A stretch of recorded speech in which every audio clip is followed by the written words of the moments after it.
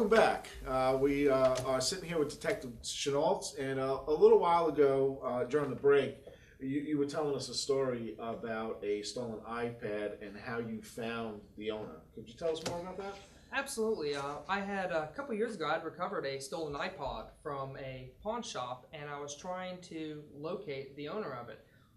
The only thing they had on, there was no names or anything like that, but what they had were a couple videos and photos that were on the iPod, and I located a picture of a house, and in one of the videos, the little girl that owned it mentioned which neighborhood she lived in.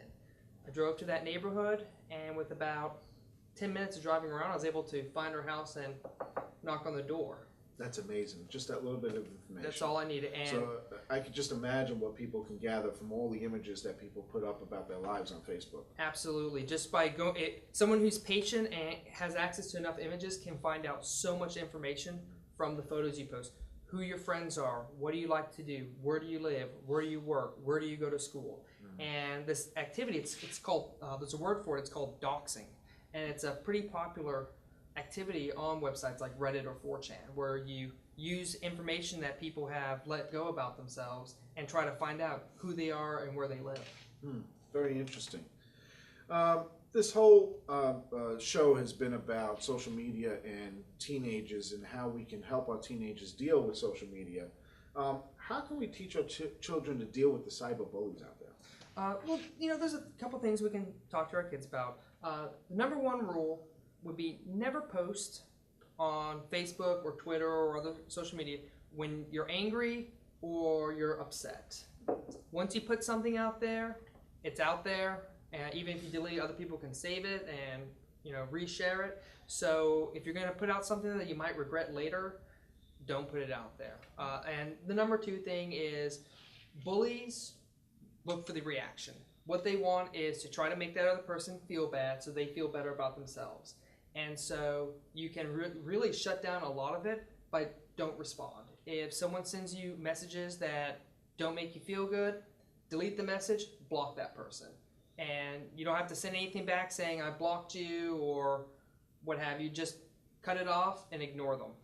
The phrase "don't feed trolls" comes to mind, because if you don't feed them, then eventually they get bored and they go away. What about talking to the teenagers being able to talk to their parents or their counselors at school or even the police directly? They can certainly do that. There's unfortunately a lot of kids are worried about snitching on their friends. Depending on the level of the bullying, sometimes they need to do that. It's not an easy thing for them though.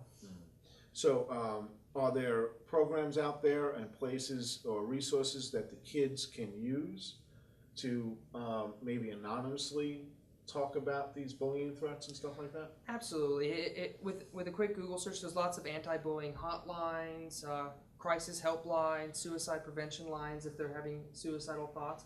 And if you go to a school counselor or your physician, they can keep conversations private. The only thing they wouldn't keep private is if we're talking about threats to life or limb, like if someone's to threaten to come into the school with a gun, something along those lines.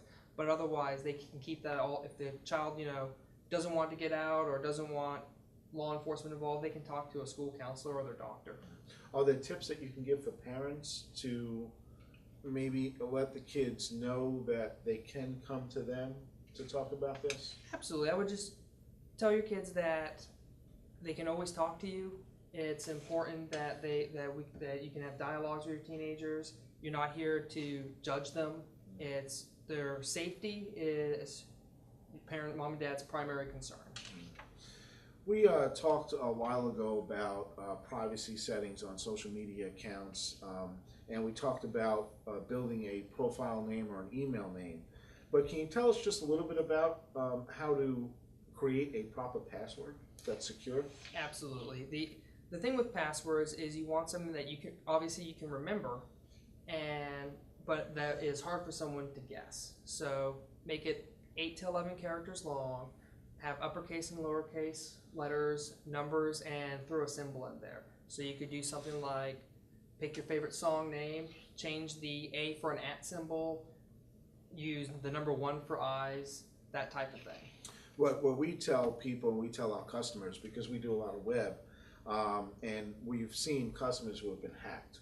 And a lot of times what happens is people from countries like Russia and China will hack into a website and then use those websites to send out spam and to gather information. So we tell people to come up with a code, believe it or not. You know, instead of, like you said, use an A for an @ sign, use something different like a caret, because everybody uses @ sign for A, Right. so it's kind of easy to figure out. So, so yeah, that's good advice. But try and come up with a code that you can keep, especially within your company, and make sure that all of your personnel use that, and change your passwords every 3 months, period. You have to do it. I also want to talk real quick about links on email and social media. If you don't recognize it or it looks suspicious, don't click on it. It can take you to a website where viruses or malware can be downloaded on your computer, and you got Trojans, keyloggers, all sorts of stuff that can get downloaded on your computer. Yeah, so be careful. Don't download anything unless you know what it is. Keeps us busy, though.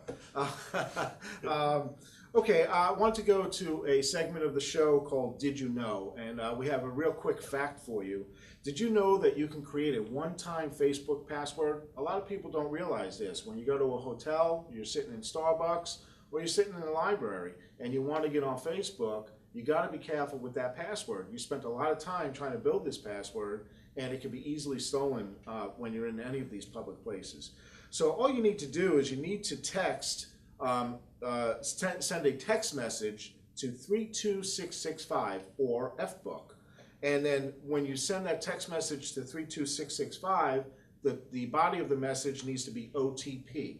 Facebook will email you, send you a text message with a one-time password. It's only good for 20 minutes. If you don't use it, you lose it, and you'll have to go through the process again. But you'll have a one-time passcode that you can use to access your Facebook account and keep it secure. The only thing is you have to make sure you have your mobile account tied in with your Facebook account. So that's a great tip. Remember, it's text to 32665, and the body of the text should be OTP. We're going to close the show in a few minutes. I wanted to tell everybody to please remember to recycle your old PCs, smartphones, laptops, and toner cartridges. And you can bring them here to Stafford Technologies PC Center. We're located at 395 Garrisonville Road, right next to Vinny's Pizza in the 610 Car Wash parking lot. We'll take anything that you have, and whatever's useful, we'll rebuild, and we'll even donate to local charities such as Serve or the Boy Scouts. I want to thank Detective Chenault for being here. Very good information, and like I said before, Detective Chenault is going to be a regular on our show. So until next time, this is Tech Talk with Michael.